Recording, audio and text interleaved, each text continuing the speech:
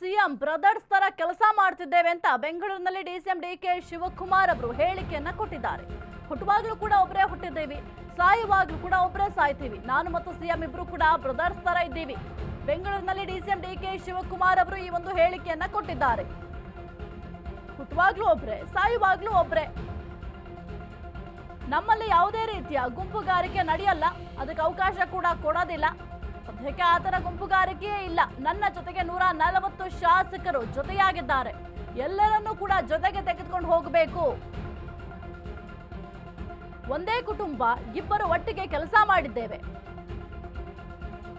16-17 ವರ್ಷದಿಂದ ಸಿಎಂ ನಾನು ಒಟ್ಟಿಗೆ ಕೆಲಸ ಮಾಡ್ತಾ ಇದ್ದೇವೆ.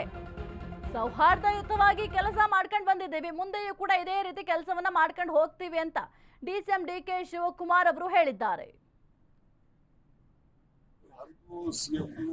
ಸಂಬಂಧಪಟ್ಟಂತ ನಾವಿಬ್ರು ಬ್ರದರ್ಸ್ ತರ ಕೆಲಸ ಮಾಡ್ಕೊಂಡು ನನಗೆ ಅವರು ಯಾವಾಗಲೂ ನಾವು ನಿಮ್ಮ ಒತ್ತಡಕ್ಕೆ ನಾವು ಓದೋ ಅಷ್ಟೇ, ನಮ್ಗೇನು ಅವಶ್ಯಕತೆ ಇಲ್ಲ. ನೀವು ಹೇಳ್ತಾ ಇದ್ರಲ್ಲ ಗುಂಪು ಗುಂಪು ಗುಂಪು, ಯಾವ ಗುಂಪು ಇಲ್ಲ. ಏನೇನು ಗ್ರೂಪ್ ಮಾಡ್ತಾ ಇದ್ದೀವಿ, ಡಿ ಕೆ ಗುಂಪು, ಸಿದ್ದರಾಮಯ್ಯ ಗುಂಪು, ಅವ್ರದ್ದೊಂದು ಗುಂಪು ಅಂತ ಮಾಡ್ತಾ ಇದ್ದೀವಿ. ಯಾವ ಗುಂಪು ಇಲ್ಲ. ನನ್ನ ಜೊತೆ 140 ಜನ ಇದ್ದಾರೆ. ಅರ್ಥ ಆಯ್ತಾ?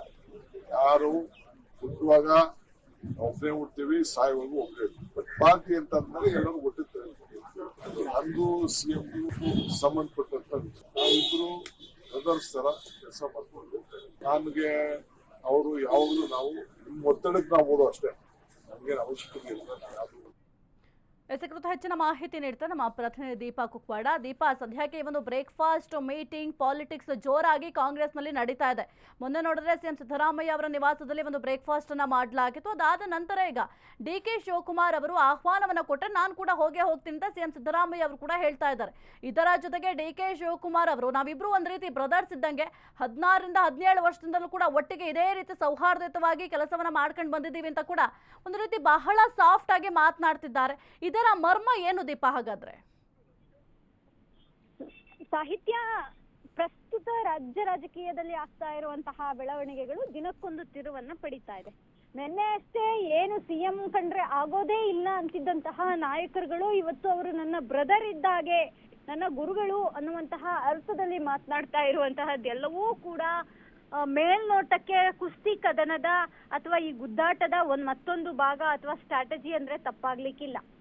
ಯಾವಾಗ ಡಿಸಿಎಂ ಡಿಕೆ ಶಿವಕುಮಾರ್ ನಿವಾಸ ಅಂದ್ರೆ ಅವರು ಸಿಎಂ ಸಿದ್ದರಾಮಯ್ಯ ಅವರ ನಿವಾಸಕ್ಕೆ ಹೋಗಿ ಅಲ್ಲಿ ಒಂದಿಷ್ಟು ಮಾತುಕತೆಗಳು, ಟಿಫನ್ ಸಭೆ ಅನ್ನುವಂತಹದ್ದೆಲ್ಲವೂ ಕೂಡ ಆದ ಬಳಿಕ ಇದೀಗ ನಾಳೆ ಇವರ ನಿವಾಸ ಅಂದ್ರೆ ಡಿ ಕೆ ಶಿವಕುಮಾರ್ ನಿವಾಸಕ್ಕೆ ಸಿಎಂಗೂ ಕೂಡ ಆಹ್ವಾನವನ್ನ ಕೊಟ್ಟಿದ್ದಾರೆ. ಅಧಿಕೃತ ಕರೆ ಬಂದಿಲ್ಲ ಅನ್ನುವಂತಹದ್ದನ್ನ ಹೇಳಿದ್ರು ಕೂಡ ಸಂಜೆ ಅಷ್ಟೊತ್ತಿಗೆ ಡಿಕೆನೇ ಹೋಗಿ ಅಂದ್ರೆ ಡಿ ಕೆ ಶಿವಕುಮಾರ್ ಅವರೇ ಹೋಗಿ ಅವ್ರನ್ನ ಕರೆಯುವಂತಹದ್ದು ಅದೆಲ್ಲವೂ ಕೂಡ ನಡೆಯುತ್ತೆ.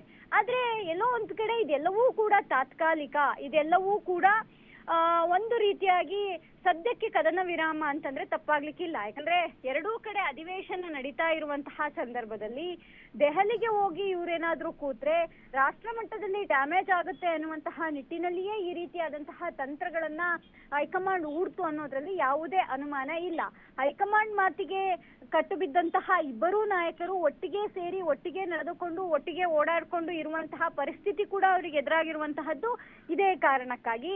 ಹೀಗಾಗಿ ಒಂದು ಹಂತಕ್ಕೆ ಅಂದ್ರೆ ಇವರು ಹೋಗುವಂತಹ ಟಿಫನ್ ವಿಚಾರ ಆಗಿರಬಹುದು ಅಥವಾ ಜೊತೆಲಿ ಇದ್ದೀವಿ ಅನ್ನುವಂತಹದ್ದಾಗಿರ್ಬಹುದು, ನಾವಿಬ್ರು ಅಣ್ಣ ತಮ್ಮಂದ್ರು ಅನ್ನುವಂತಹದ್ದು ಎಲ್ಲವೂ ಕೂಡ ತಾತ್ಕಾಲಿಕವಾದ್ರೂ ಕೂಡ ಹೈಕಮಾಂಡ್ ನಾಯಕರ ಸೂಚನೆ ಮೇರೆಗೆ ಕೂಡ ಇವೆಲ್ಲವೂ ಕೂಡ ನಡೆದಿದೆ ಅನ್ನೋದಕ್ಕೆ ಸ್ಪಷ್ಟ ಉದಾಹರಣೆಗಳು ಇದೆ. ಸಾಹಿತ್ಯ. ಓಕೆ, ಥ್ಯಾಂಕ್ ಯು ದೀಪಾ ನಿಮ್ಮೆಲ್ಲ ಮಾಹಿತಿಗಾಗಿ. ಹುಟ್ಟುವಾಗ್ಲೇ ಒಬ್ಬರೇ ಹುಟ್ಟೋದು, ಸಾಯೋವಾಗ್ಲೂ ಕೂಡ ಒಬ್ಬರೇ ಸಾಯೋದು ಅಂತ ಸದ್ಯಕ್ಕೆ ಡಿಸಿಎಂ ಡಿಕೆ ಶಿವಕುಮಾರ್ ಅವರು ಹೇಳ್ತಾ ಇದ್ದಾರೆ. ಆದರೆ ಈ ಒಂದು ಪವರ್ ಶೇರಿಂಗ್ ನಡುವೆ ನಾವಿಬ್ರು ಅಣ್ತಮ್ದಿರು ಅಂತ ಹೇಳ್ತಾ ಇರೋದು ಬಹಳ ಆಶ್ಚರ್ಯಕ್ಕೆ ಕಾರಣ ಆಗಿದೆ. ಯಾಕೆಂತಂದ್ರೆ ಒಬ್ಬರನ್ನ ಕಂಡ್ರೆ ಒಬ್ರಿಗೆ ಆಗಲ್ಲ ಅನ್ನೋ ರೀತಿಯಲ್ಲಿ ಇರ್ತಾ ಇದ್ರು. ಆದರೆ ಒಂದೇ ವೇದಿಕೆಯನ್ನು ಹಂಚಿಕೊಂಡಿದ್ದು ಕೂಡ ಸಾಕಷ್ಟು ಉದಾಹರಣೆಗಳಿದ್ದಾವೆ. ಆದರೆ ಈ ಒಂದು ಪವರ್ ಫೈಟ್ ಎಂಬ ವಿಚಾರಕ್ಕೆ ಬಂದಾಗ ಇಬ್ಬರು ಕೂಡ ಒಬ್ರಿಗೊಬ್ರು ಆಗದ ರೀತಿಯಲ್ಲಿ ವರ್ತಿಸ್ತಾ ಇದ್ದು ಕೂಡ ನಾವು ನೋಡಿರ್ತೀವಿ. ಆದರೆ ಈಗ ಸದ್ಯಕ್ಕೆ ಹೈಕಮಾಂಡ್ ಸೂಚನೆಯ ಮೇರೆಗೆ ಬ್ರೇಕ್ಫಾಸ್ಟ್ ಮೀಟಿಂಗ್ ಮಾಡಿದ್ರು. ಬ್ರೇಕ್ಫಾಸ್ಟ್ ಮೀಟಿಂಗ್ ಆದ ನಂತರ ಒಂದು ಸುದ್ದಿಗೋಷ್ಠಿ ಕೂಡ ಮಾಡಿದ್ರು. ಸುದ್ದಿಗೋಷ್ಠಿಯಲ್ಲಿ ನಮ್ಮಲ್ಲಿ ಯಾವುದೇ ರೀತಿಯ ಗೊಂದಲಗಳಿಲ್ಲ, ಡಿಫರೆನ್ಸಸ್ ಇಲ್ಲ, ನಾವಿಬ್ರು ಕೂಡ ಜೋಡೆತ್ತುಗಳ ರೀತಿ ಒಟ್ಟಿಗೆ ಹೋಗ್ತಾ ಇದ್ವಿ, ಮುಂದೆಯೂ ಕೂಡ ಇದೇ ರೀತಿ ಒಟ್ಟಿಗೆ ನಾವು ಕೆಲಸವನ್ನ ಮಾಡ್ಕೊಂಡು ಹೋಗ್ತೀವಿ ಅಂತ ಕೂಡ ಹೇಳಿದ್ರು. ಈಗ ಸದ್ಯಕ್ಕೆ ಮತ್ತೊಂದು ಬ್ರೇಕ್ಫಾಸ್ಟ್ ಮೀಟಿಂಗ್ ಕೂಡ ಈಗ ಪ್ಲಾನ್ ಮಾಡ್ಕೊಂಡಿದ್ದಾರೆ. ನಾಳೆ ಸಿಎಂ ಡಿಸಿಎಂ ಬ್ರೇಕ್ಫಾಸ್ಟ್ ಮೀಟಿಂಗ್ ವಿಚಾರಕ್ಕೆ ಸಂಬಂಧಪಟ್ಟಂತೆ ಬೆಂಗಳೂರಿನಲ್ಲಿ ದಿನೇಶ್ ಗುಂಡೂರಾವ್ ಅವರು ರಿಯಾಕ್ಟ್ ಮಾಡಿದ್ದಾರೆ. ಈ ಒಂದು ವಿಚಾರಕ್ಕೆ ಸಂಬಂಧಿಸಿದಂತೆ ಬ್ರೇಕ್ಫಾಸ್ಟ್ ಮೀಟಿಂಗಿಗೆ ಬೇರೆ ಅರ್ಥ ಬೇಡ ಅಂತ ಹೇಳಿದ್ದಾರೆ. ಮೀಟಿಂಗ್ ನಲ್ಲಿ ಎಲ್ಲಾ ವಿಚಾರ ಚರ್ಚೆ ಮಾಡ್ತಾರೆ. ಪೊಲಿಟಿಕಲ್ ಬ್ರೇಕ್ಫಾಸ್ಟ್ ಅಂತ ಹೇಳೋದು ಬೇಡ. ನಮ್ಮಲ್ಲಿ ಭಿನ್ನಮತ ಇಲ್ಲ, ಹೊರಗೆ ಸುಮ್ಮನೆ ಚರ್ಚೆ ಆಗ್ತಾ ಇದೆ. ಕೆಲವು ಶಾಸಕರು ತಮ್ಮ ನಾಯಕರ ಪರ ಧ್ವನಿ ಎತ್ತಿದ್ದಾರೆ. ಎಲ್ಲವನ್ನೂ ನಿರ್ಧಾರ ಮಾಡುವುದು ನಮ್ಮ ಹೈಕಮಾಂಡ್ ಅಂತ ಹೇಳಿದ್ದಾರೆ. ನಾಳೆ ಸಿಎಂ ಡಿಸಿಎಂ ಬ್ರೇಕ್ಫಾಸ್ಟ್ ಮೀಟಿಂಗ್ ವಿಚಾರಕ್ಕೆ ಸಂಬಂಧಪಟ್ಟಂತೆ ಬೆಂಗಳೂರಿನಲ್ಲಿ ದಿನೇಶ್ ಗುಂಡೂರಾವ್ ಅವರು ಪ್ರತಿಕ್ರಿಯೆಯನ್ನ ಕೊಟ್ಟಿದ್ದಾರೆ. ಬ್ರೇಕ್ಫಾಸ್ಟ್ ಮೀಟಿಂಗಿಗೆ ಬೇರೆ ಅರ್ಥ ಬೇಡ, ಇದು ಕೇವಲ ಬ್ರೇಕ್ಫಾಸ್ಟ್ ಮೀಟಿಂಗ್ ಅಷ್ಟೇ, ಇದಕ್ಕೆ ಬೇರೆ ರಾಜಕೀಯ ಅರ್ಥಗಳನ್ನ ಕಲ್ಪಿಸಬೇಡಿ ಅಂತ ಕೂಡ ದಿನೇಶ್ ಗುಂಡೂರಾವ್ ಅವರು ರಿಯಾಕ್ಟ್ ಮಾಡಿದ್ದಾರೆ. ಮೊನ್ನೆ ಕೂಡ ಸಿಎಂ ನಿವಾಸದಲ್ಲಿ ಒಂದು ಬ್ರೇಕ್ಫಾಸ್ಟ್ ಮೀಟಿಂಗ್ ಅನ್ನ ಮಾಡಿದ್ರಲ್ಲ, ಆ ಒಂದು ಸಂದರ್ಭದಲ್ಲೂ ಕೂಡ ಸಿಎಂ ಕೂಡ ಇದನ್ನೇ ಹೇಳಿದ್ರು. ಇದು ಕೇವಲ ಬ್ರೇಕ್ಫಾಸ್ಟ್ ಮೀಟಿಂಗ್ ಅಂತ ಆದ್ರೆ ರಾಜಕೀಯ ವಿಚಾರಗಳ ಬಗ್ಗೆ ಚರ್ಚೆ ಆಯಿತು. ಇದೇ ರೀತಿ ಈಗ ಬ್ರೇಕ್ಫಾಸ್ಟ್ ಮೀಟಿಂಗ್ ಏನಿದೆ ನಾಳೆ, ಆ ಒಂದು ಬ್ರೇಕ್ಫಾಸ್ಟ್ ಮೀಟಿಂಗ್ ಕೂಡ ಬಹಳ ಕುತೂಹಲಕ್ಕೆ ಕಾರಣ ಆಗಿದೆ. ಈ ಒಂದು ಸಂದರ್ಭದಲ್ಲೂ ಕೂಡ ಸಾಕಷ್ಟು ವಿಚಾರಗಳ ಬಗ್ಗೆ ಚರ್ಚೆಯನ್ನ ಮಾಡುವ ಸಾಧ್ಯತೆ ಕೂಡ ಇದೆ. ಈ ಒಂದು ವಿಚಾರಕ್ಕೆ ಸಂಬಂಧಪಟ್ಟಂತೆ ದಿನೇಶ್ ಗುಂಡೂರಾವ್ ಅವರು ಕೂಡ ರಿಯಾಕ್ಟ್ ಮಾಡಿದ್ದಾರೆ.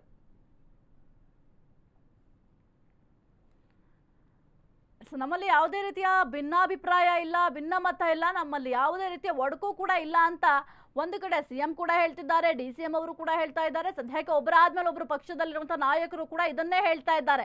ಆದರೆ ಈ ಒಂದು ಭಿನ್ನಮತ ಇಲ್ಲ, ಒಡಕು ಇಲ್ಲ ಅನ್ನೋದು ಎಷ್ಟು ದಿನಗಳ ಕಾಲ ಅನ್ನೋದು ಕೂಡ ಬಹಳ ಮುಖ್ಯ ಆಗುತ್ತೆ. ಯಾಕೆಂತಂದ್ರೆ ಚಳಿಗಾಲದ ಅಧಿವೇಶನ ಇರೋದ್ರಿಂದ ಈ ಒಂದು ಪವರ್ ಫೈಟ್ಗೆ ಸದ್ಯಕ್ಕೆ ಬ್ರೇಕ್ ಹಾಕಲಾಗಿದೆ ಅಷ್ಟೇ. ಅಂದ್ರೆ ಕದನ ವಿರಾಮವನ್ನ ಘೋಷಣೆ ಮಾಡಲಾಗಿದೆ, ಆದ್ರೆ ಕಂಪ್ಲೀಟ್ ಆಗಿ ಈ ಒಂದು ವಿಚಾರಕ್ಕೆ ಫುಲ್ ಸ್ಟಾಪ್ ನ ಇಟ್ಟಿಲ್ಲ. ಹಾಗಾಗಿ ಈ ಒಂದು ವಿಚಾರ ಯಾವ ಸ್ವರೂಪವನ್ನ ಪಡ್ಕೊಳ್ಳುತ್ತೆ ಅನ್ನೋದು ಕೂಡ ಬಹಳ ಮುಖ್ಯ ಆಗತ್ತೆ.